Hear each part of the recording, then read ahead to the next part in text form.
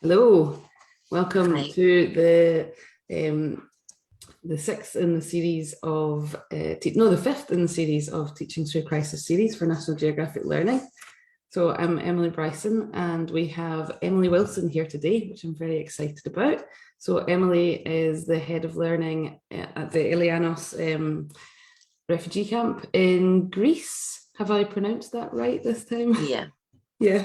So can you tell me a little bit, or tell all of us a little bit more about what you do and your role in that camp? So Project Alea is a volunteer organization based in Ilianos refugee camp, and we have a non-formal language learning program, an education program, at the camp, of which we provide, depending on volunteers and the capacity that we have at the time, we provide English language lessons, French, German, and then sometimes we have a period where we can provide maths, science as well, STEM topics to the children. And in the past, we've also done Arabic and Farsi and classes to the children as well. So yeah, it's a non-formal language education project. Okay. And is it children and adults? Is it all ages that you teach Yes, at that yes, it's all centre? ages. Yeah, it's all ages. The adults language class is a lot more about supporting adults in basic English and getting them to a level where they are proficient and confident enough to be able to navigate systems and navigate their way through mainland Europe. Okay. So a lot of the English that you teach would be quite focused on maybe their onward journey to. Transport, buying tickets, filling out documents, Mhm. greetings, explaining who you are, where you're from. Very basic Okay. things, but also almost like survival English. Yeah, We yeah, don't yeah. offer certification, so we simply just provide access to the learning. Okay. And you said that you teach lots of different languages. So I guess that's because maybe if they're aiming to get to Germany or Denmark or Yeah, so France. we're lucky enough to have a very wide range of nationalities come and volunteer with us, European nationalities as well. And so when we have language teachers or teachers from countries where English is a second language, we utilize that. We are often asked them to set up classes or after school clubs or, yeah, language support classes in German, French, Dutch, main Okay. languages that are the most popular. Okay. And your classes run all day from 9 till in the evening? No, our activities at the camp run in the afternoons. So we have classes from 1 o'clock until 7 o'clock. Okay. Okay. And Yeah. what happens in the morning? Why no Well, afternoon? yeah, I mean, it's interesting you say that. Well, the rhythm of the camp is very much in the afternoons. Okay. So the people are genuinely a lot more active in the afternoons. Hmm. And I think that comes from the lack of access to job opportunities and things like that. So people's the structure of people's days is much later. Right. Much, Okay. yeah. And yeah, so we work with the community in the sense that we did design our program to fit around the community. In the past, we have done classes at 10 and 11 and 12, but we found that the attendance was so low and we were literally knocking on people's doors to wake them up. Oh, So really? yeah, so we wanted to kind of do something that was adaptable, easily adaptable for them, accessible for them, and also almost like the gray area or the transit zone, from going from a very unstructured life into a structured life, of getting employment and classes and things. We Right. want kind of Okay. like the middle ground. So you're trying to add a bit more structure in. Absolutely. Yeah. Yeah, yeah. And you said that you also teach other subjects, not just languages. Is Yeah, that as I said, yeah, but that also depends on the capacity of the team. So we've been very fortunate in the past where we've had maths and science teachers come for 3 to 6 months because they're taking a sabbatical. And at this point, we're then like, okay, let's make a maths club, let's make a science club. And then it expands, and it depends on, you know, if we end up getting a full class, then we're like, okay, well, we need another class. So, you know, so it's very much adapting to exactly what we have, what we can present, and also what the community is interested in. Okay. And what do you look for when you look for your teachers? They all volunteers, or? Yeah, they're all volunteers. Flexibility, Emily. Yeah, I would say it's really important to be flexible. It's really important to be adaptable. I would say creative.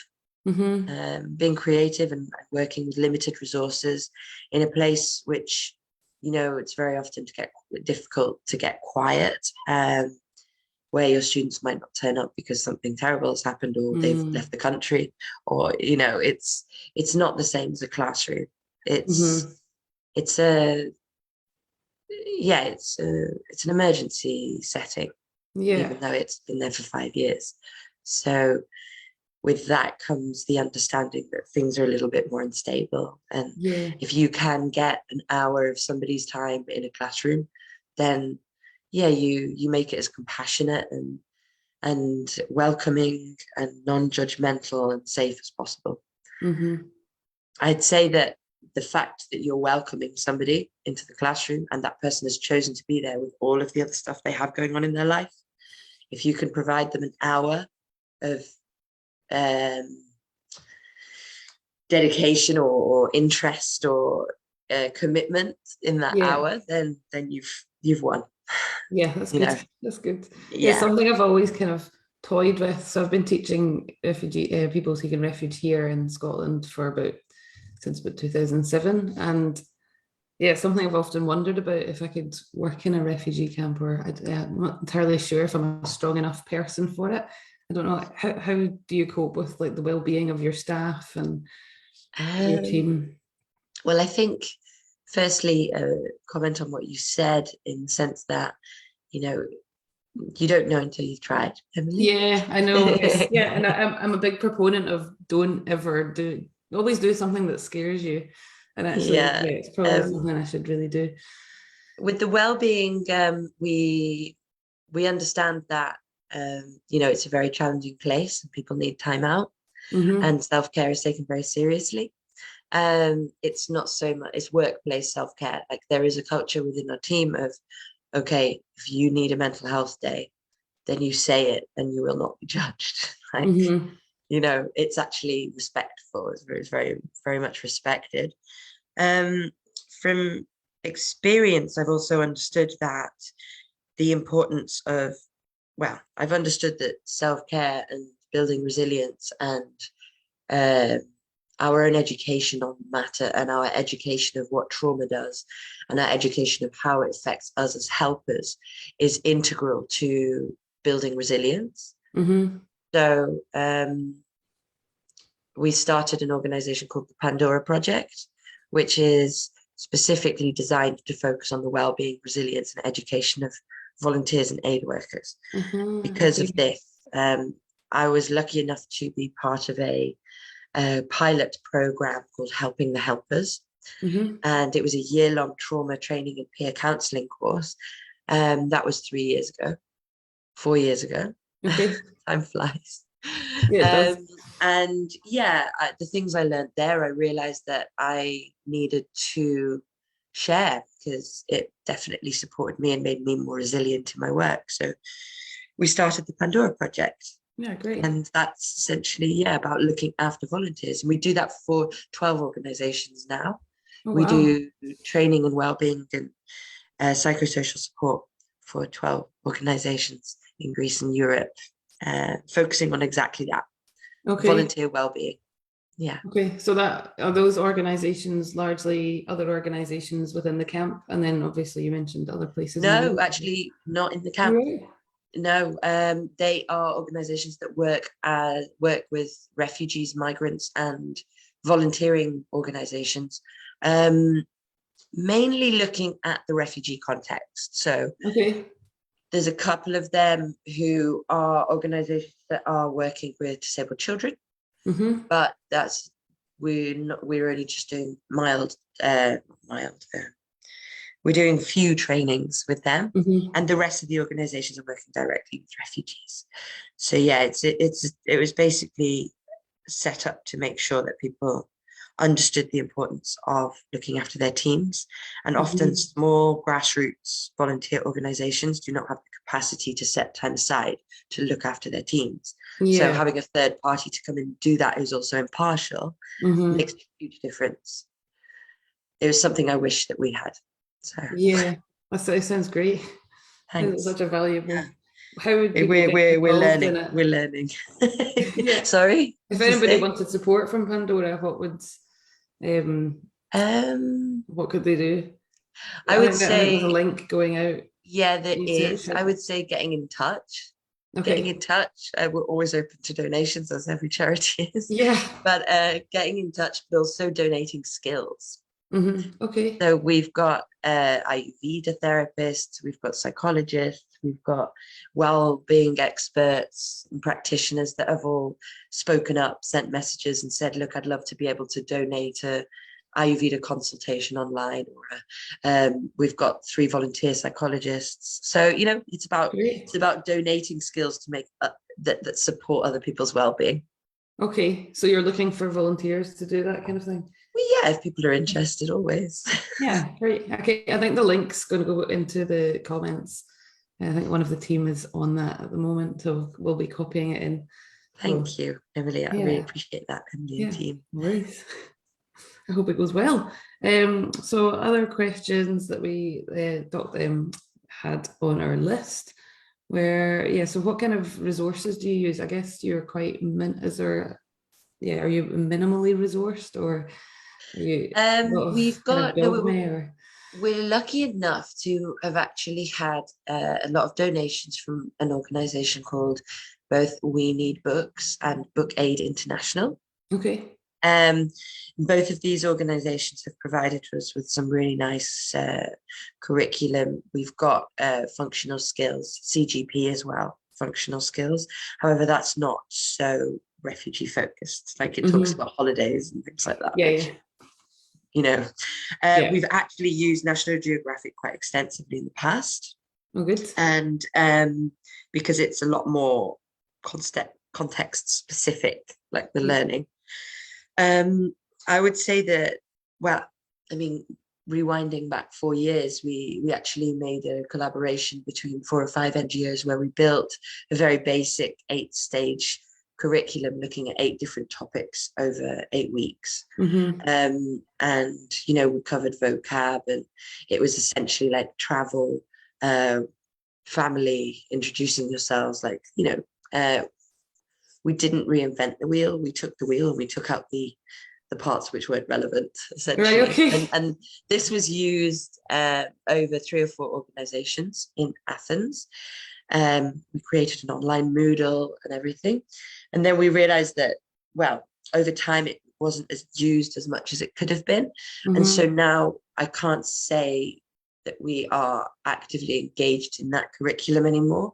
And a lot of the organizations in Athens are kind of doing their own thing and following established curricula like the National Geographic curricula or CGP. In the camp, we use functional skills, CGP, but we add to it with more context-specific worksheets that are designed by our team. And we have fortnightly teacher trainings delivered by our mutual friend, Tiff. Oh, yeah. Yeah, and he works with the teachers to sort of lay out this kind of 0 to hero or first stages of teaching, or, you know, teaching in this context, and he designs teacher trainings that respond to the needs of the team at the time. So they fill out a Google form about the needs and what things they're finding difficult, and then Tiff designs the training. So with regards to curriculum, we follow themes and we follow very basic themes, but I would say that it is adapted very regularly, and it's often changed very regularly, depending on the capacity of the team and also the experience of the team, and also what the residents of the camp express need in learning. So it's very sort of focused fluid. on learner needs. Yeah, very much so. Like currently we are in a position in the camp where a lot of people are moving. They're being relocated to other camps. And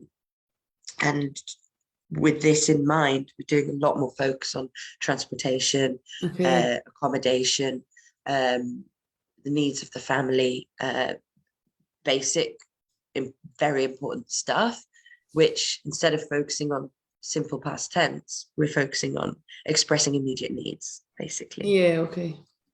Yeah, so you mentioned that the camp's closing down in August. So it's a massive camp, I think, well, and then all these officially, people have to be relocated. officially it's May, but really? yeah, officially it's May, but I think Okay. with the movement of people outside, it's taking a little bit of time, obviously, because there's a lot of people. Yeah.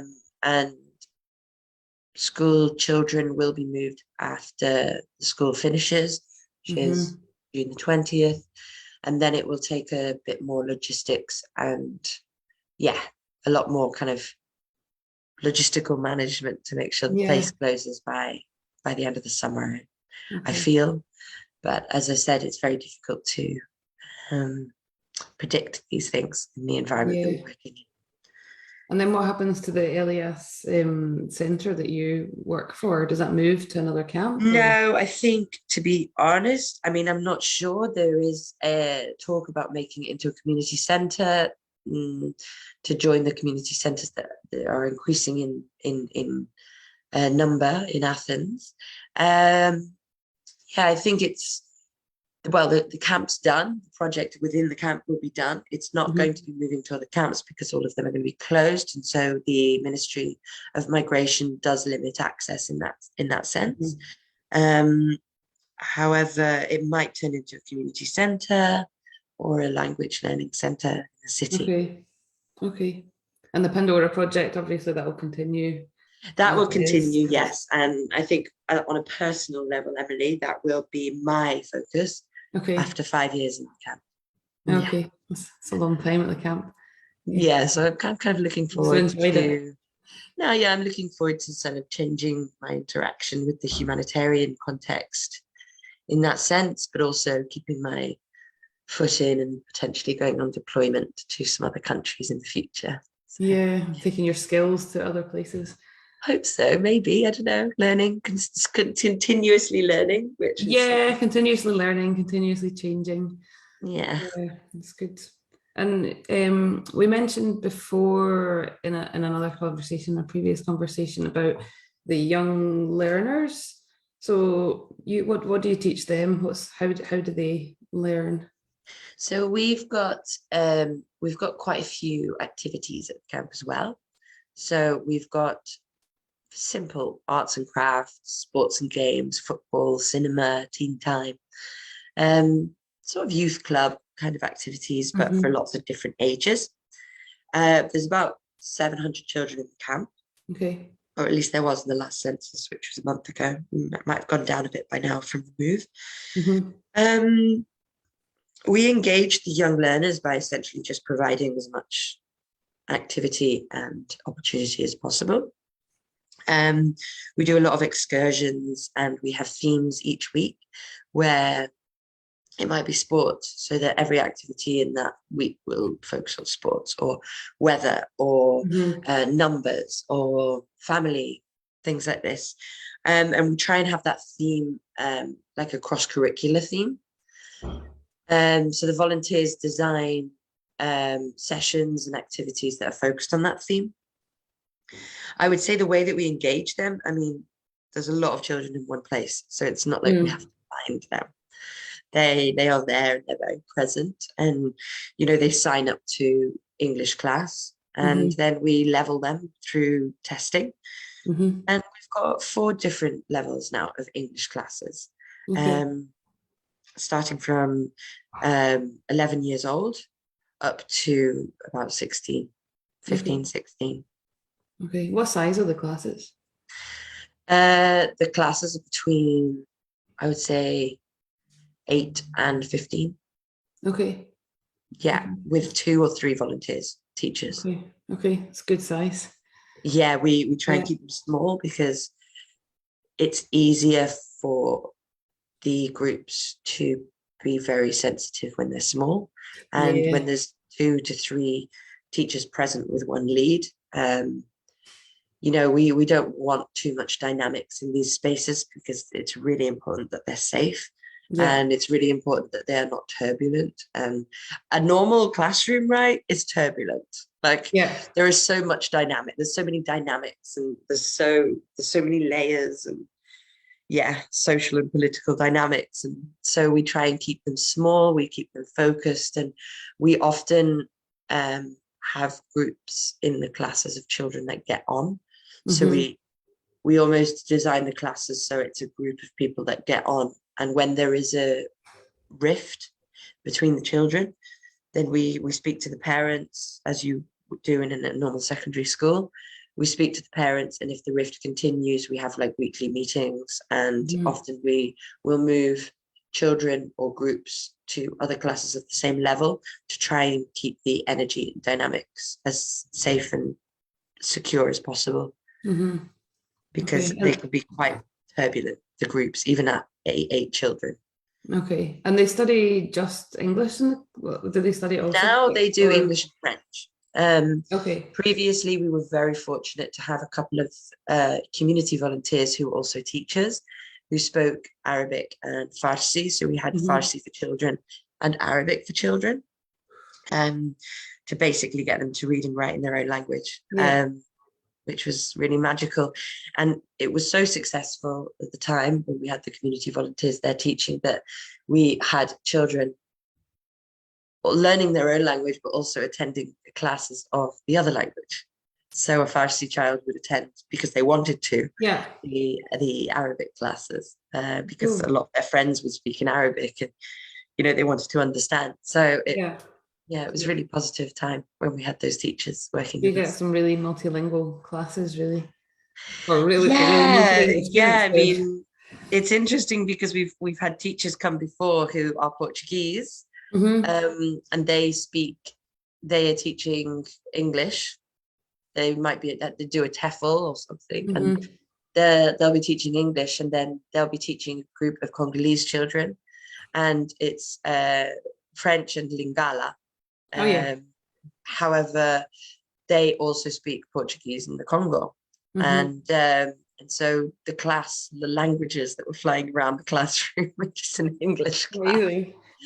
Yeah, so they often, if they didn't understand the content in English, the volunteer teacher would explain it in Portuguese, and they'd be like, okay, that they Oh get it. wow.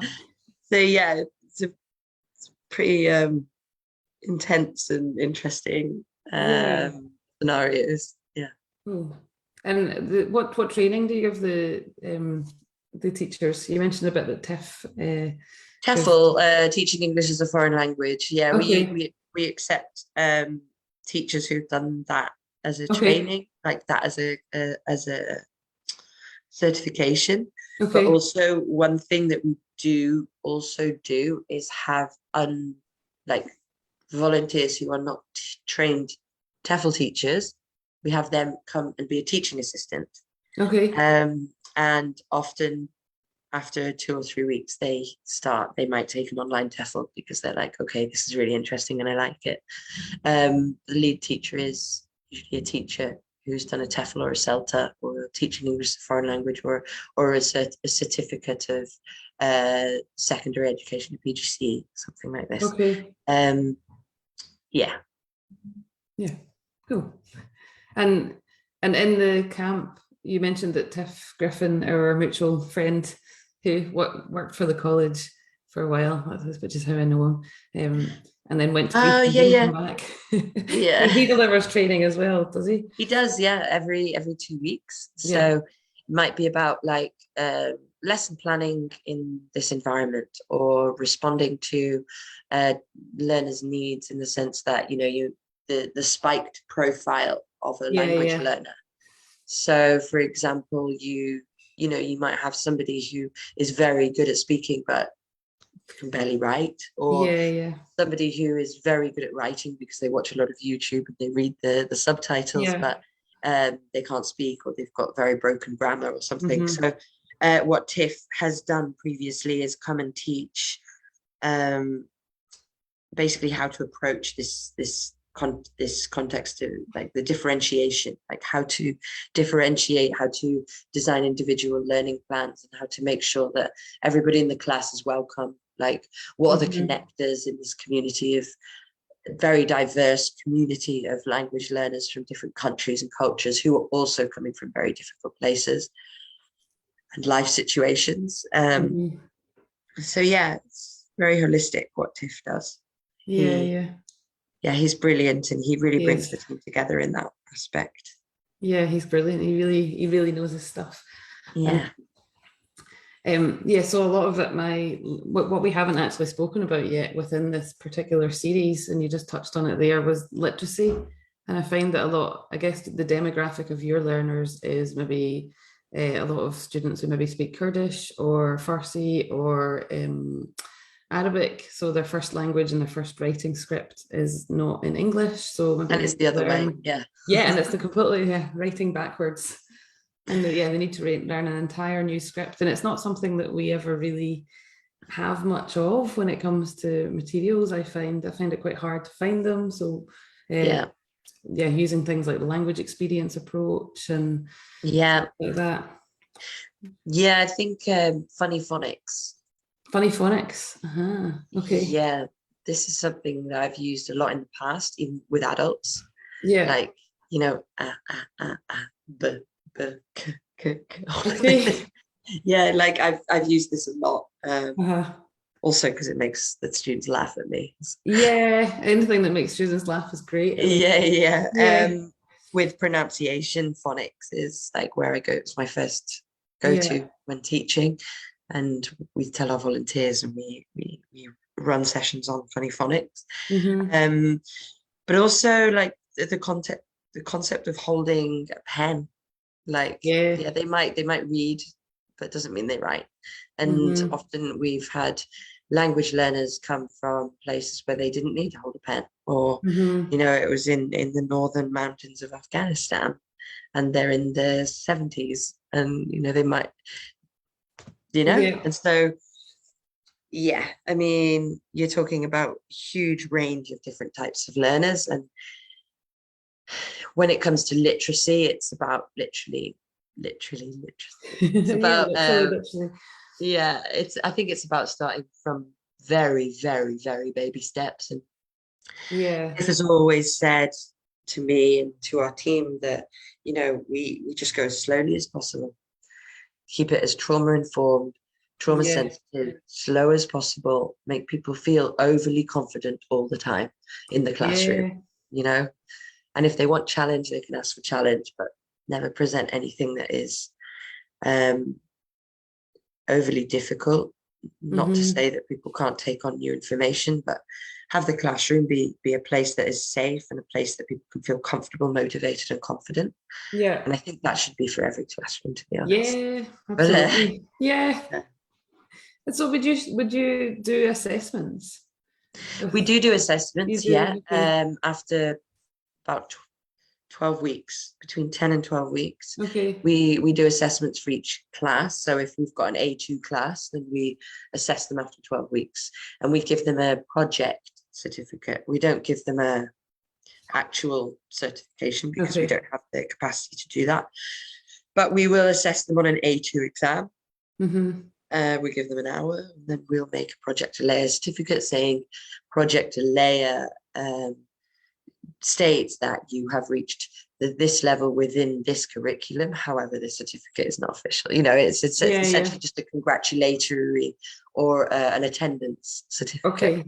A kind of motivation to. Then they're it's made very clear that they are not official certificates. It's a motivation thing. It's a well done certificate, essentially, which, I mean, everybody likes, right? Everybody likes to be told well done. Cool. Well, I think we're about ready to wrap up, and thank you so much for coming on. It's been amazing. I've learned so No, much. thank you for having me, Emily. Thank you. And have you got anything else you'd like to mention? So I think the National Geographic, someone from National Geographic Learning has put in the chat box all the links that you shared, and I think one of those is a fundraising link for Pandora and for Aliyah, or no, the Pandora, there's no fundraising link for Pandora, but people can donate on the website. Okay. But there is a fundraising link for Project Aliyah for food packages, because we're making food packages to give to the communities, and also for printer ink, essentially, because that's what our educational cost is. So yeah, we're running the education project until the last day because of the camp, because it provides a sense of structure, and we've got a lot of children that are coming every day, and for them, when everything else is going mad and falling apart, it's really important. It's really important. So yeah, that's the fundraising thing. Cool. Okay. So great. So on Monday we have our next in the series, and that will be with Polly Ackhurst from the Amala Project, and two of her facilitators, Holly and Rania, sorry. So they are representing their refugee camps in Kenya and Jordan and Greece. And they'll be talking about supporting refugee youths, so young adults, I guess. So tune into that at 10 a.m. UK time at the same place, National Geographic Learning Europe. And we'll also, if you want to check out the Teaching Through Crisis series, you'll find some resources on there. Okay, so thanks so much for coming. Emily, it's been great having you on the show. Thank you for having me. on the session. Okay, and have a lovely weekend, everybody. Bye. Bye.